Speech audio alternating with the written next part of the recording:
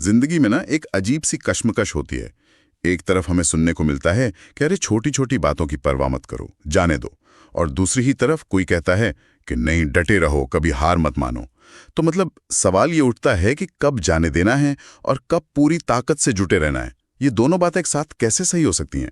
और यही यही तो वो गुत्थी है जिसे आज हम सुलझाने की कोशिश करेंगे।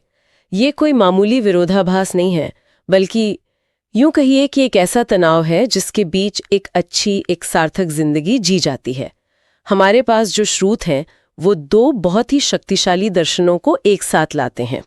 एक, जिसे हम कह सकते हैं चुनिंदा उदासीनता की कला। चुनिंदा उदासीनता। हाँ, और दूसरा जुझारू दृढ़ता की कला। अब ये सुनने में एक दूसरे के उल्टे लगते हैं, पर असल में ये एक ही सिक्के के दो पहलू हैं। बिल्कुल। मतलब ये समझने की कोशिश कि अपनी ऊर्जा को, अपनी ताकत को कहाँ बचाना है और कहाँ लगाना है। क्योंकि सच तो यही है, हमारी ऊर्जा और हमारा ध्यान दोनों ही सीमित हैं। तो चलिए इस विचार को परत दर परत खोलते हैं और देखते हैं कि ये संतुलन आखिर कैसे साधा जाए। तो पहला और जो सबसे बुनियादी विचार है स्रोतों का, वो ये है कि हमारी जो भावनात्मक और मानसिक ऊर्जा है वो एक सीमित बजट की तरह है। हम हर चीज की, हर किसी की परवाह नहीं कर सकते। नहीं कर सकते। अगर हम हर छोटी मोटी असुविधा, हर आलोचना या हर किसी की राय पर अपनी ऊर्जा खर्च करेंगे तो हम बहुत जल्दी ही दिवालिया हो जाएंगे। बिल्कुल। और स्रोत इस बात पे बहुत जोर देते हैं कि इसका मतलब उदासीन या लापरवाह बनना नहीं है। इसका मतलब है रणनीतिक बनना। ये सचेत रूप से चुनना है कि क्या चीज आपकी परवाह के लायक है और क्या नहीं। इसी से जुड़ा एक और दिलचस्प विचार है। हमारे समाज में जो लगातार सकारात्मक रहने का दबाव है ना, हाँ, टॉक्सिक पॉजिटिविटी। हाँ वही, वो असल में हमें और परेशान करता है, क्योंकि वो हमें लगातार याद दिलाता है कि हम क्या नहीं हैं, हमारे पास क्या नहीं है और हमें कैसा महसूस करना चाहिए। बिल्कुल। हाँ, लेकिन यहाँ एक व्यवहारिक समस्या आती है। ये चुनना, यही तो सबसे मुश्किल काम है। हमारी जिंदगी में इतनी चीजें एक साथ चल रही होती हैं, काम, परिवार, सेहत, समाज की सही समस्या और तुच्छ चीज के बीच का फर्क कई बार धुंधला हो जाता है। तो क्या स्रोत इस उलझन को सुलझाने का कोई ठोस तरीका बताते हैं? हाँ, बताते हैं, और इसका सीधा संबंध हमारे मूल्यों से है। देखिए, स्रोत अच्छे और बुरे मूल्यों के बीच एक बहुत साफ लकीर खींचते हैं। बुरे मूल्य वो हैं जो बाहरी चीजों पर निर्भर करते हैं और ज्यादातर हमारे नियंत्रण से बाहर होते हैं, जैसे कि हर किसी को खुश करना या हमेशा लोकप्रिय बने रहना या बहुत सारा पैसा कमाना।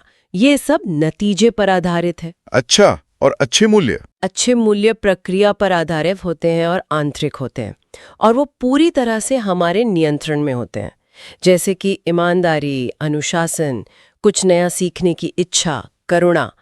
जब आप अपने जीवन के संघर्षों को अपने इन अच्छे मूल्यों के चश्मे से देखते हैं तो चुनाव बहुत साफ हो जाता है। कैसे? कोई उदाहरण? मान लीजिए, क्या ये संघर्ष मेरी ईमानदारी को मजबूत कर रहा है? अगर जवाब हाँ है तो शायद ये परवाह करने लायक है। पर क्या ये बहस सिर्फ किसी को गलत साबित करने के लिए हो रही है तो शायद ये आपकी ऊर्जा की बर्बादी है। समझ गया। तो मतलब हमें उन चीजों की परवाह करनी छोड़ देनी चाहिए जो हमारे आंतरिक मूल्यों से नहीं जुड़े हैं। इससे जुड़ा एक और विचार स्रोतों में है, जिम्मेदारी और दोष का।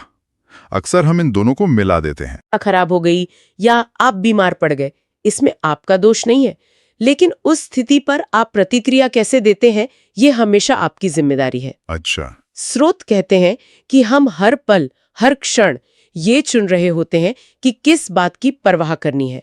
पीड़ित महसूस करना भी एक चुनाव है। जब हम अपनी हर प्रतिक्रिया की जिम्मेदारी लेते हैं तो हम हालात के शिकार नहीं रहते, बल्कि अपने जीवन के ड्राइवर बन जाते हैं। ठीक है, तो अपनी ऊर्जा को फालतू चीजों से बचाना और अपनी प्रतिक्रियाओं की जिम्मेदारी लेना, ये पहला स्तंभ हुआ। लेकिन ऊर्जा बचाने के बाद उसका करना क्या है? सिर्फ उदासीन हो जाने से तो काम नहीं चलेगा, है ना? मुझे लगता है स्रोत इस पर भी बात करते होंगे कि उस बचाई हुई ऊर्जा को कहाँ और कैसे लगाया जाए। आपने बिल्कुल सही जगह पे उंगली रखी है। ऊर्जा बचाना तो समझिए आधा काम है।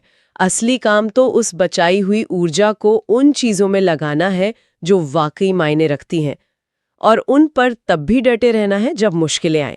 यहीं पर दूसरा स्तंभ आता है, जुझारू दृढ़ता की कला।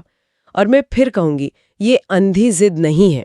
तो ये किस तरह की दृढ़ता है, मतलब क्या फर्क है इसमें? यहाँ नसीम तालिब की एक बहुत दिलचस्प अवधारणा आती है, एंटी फ्रिजिलिटी। एंटी फ्रिजिलिटी? हाँ, तालिब कहते हैं कि कुछ चीजें नाजुक होती है, मतलब फ्रेजाइल, दबाव में टूट जाती हैं, जैसे कोई कांच का गिलास।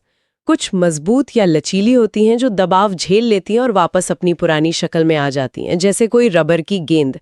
लेकिन एंटी फ्रेजाइल वो चीज है जो दबाव, क्योस और झटकों से टूटती नहीं बल्कि और बेहतर हो जाती है। वाह, मतलब जो चीज उसे तोड़ने की कोशिश करे वही उसे और मजबूत बना दे। बिल्कुल, जैसे एक मिथक का हाइड्रा था जिसका एक सिर काटने पर 2 नए उगाते थे। ये बहुत शक्तिशाली विचार है।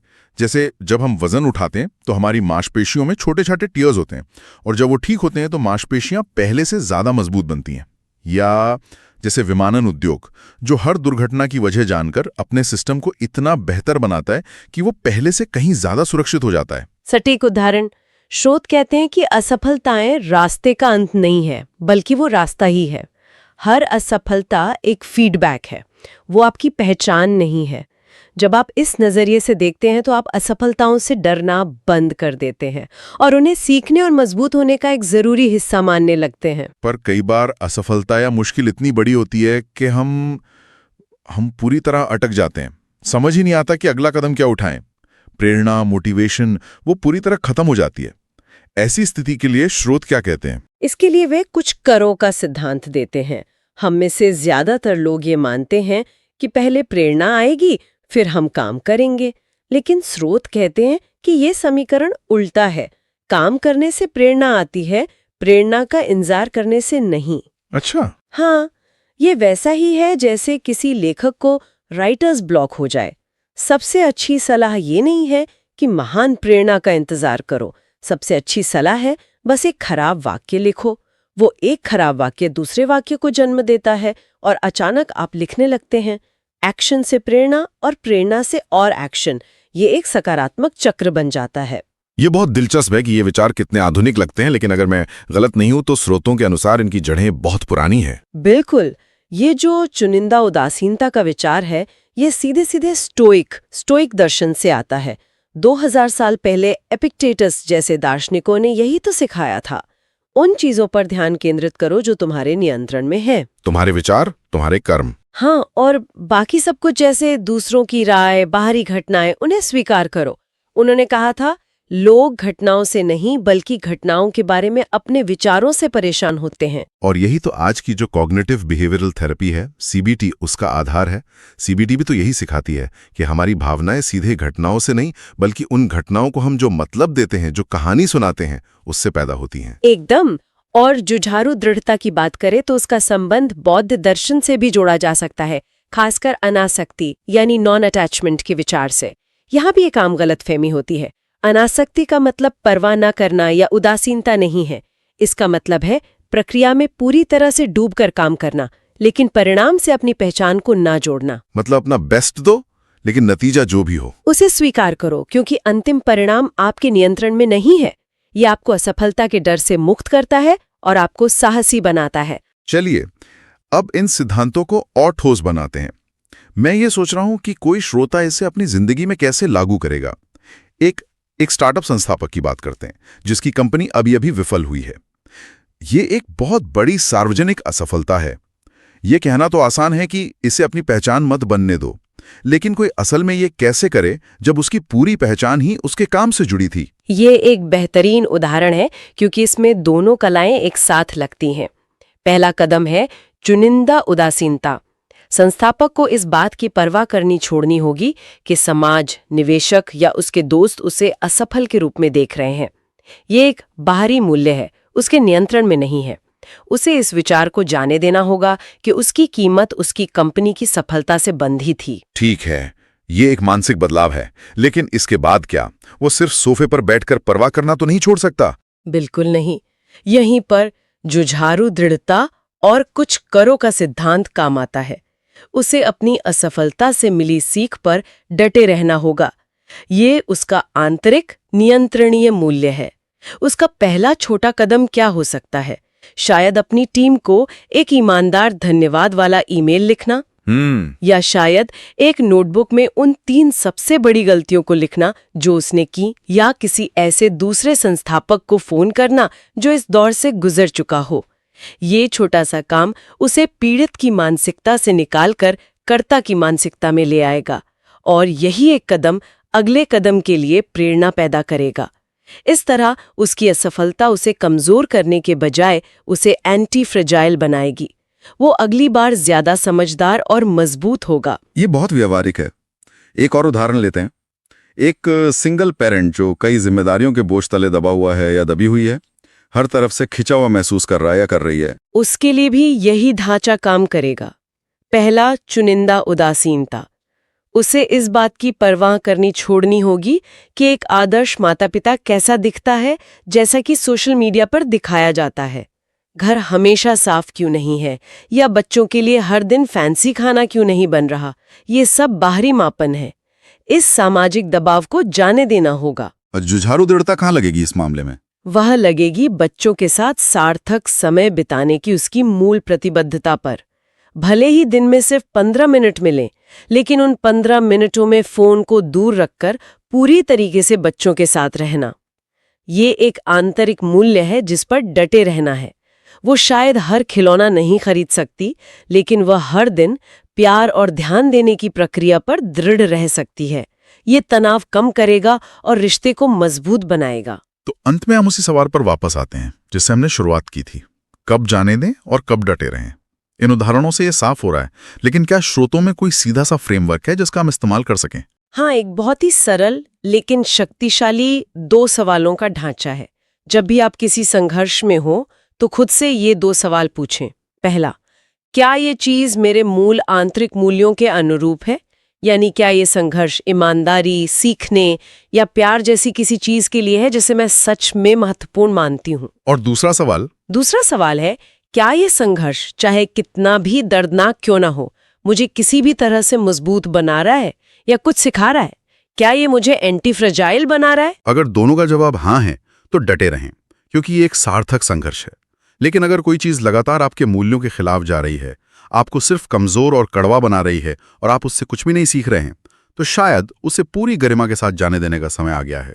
बिल्कुल। तो ये उदासीनता बनाम जिद की कोई लड़ाई नहीं है। ये अपनी सीमित जिंदगी को पूरी तरह से जीने के लिए चुनिंदा फोकस और जुझारू दृढ़ता का एक शक्तिशाली संगम है। ये अपनी सबसे कीमती संपत्ति, अपने ध्यान और अपनी ऊर्जा का एक बुद्धिमत्तापूर्ण निवेश है। आज की इस चर्चा ने वाकई सोचने का एक बिल्कुल नया नजरिया दिया है। ये सिर्फ पॉजिटिव रहने या कभी हार ना मानने जैसे नारों से कहीं ज्यादा गहरा और व्यवहारिक है। ये अपनी ऊर्जा को बुद्धिमानी से प्रबंधित करने की एक कला है। इस बातचीत को समाप्त करते हुए हम श्रोताओं के लिए एक विचार छोड़ना चाहेंगे। आज ऐसी कौन सी एक चीज है जो जरूरत से ज्यादा परवाह की जा रही है, जो आपके किसी मूल मूल्य से नहीं जुड़ी है और जिसे जाने दिया जा सकता है ताकि आपकी ऊर्जा मुक्त हो सके?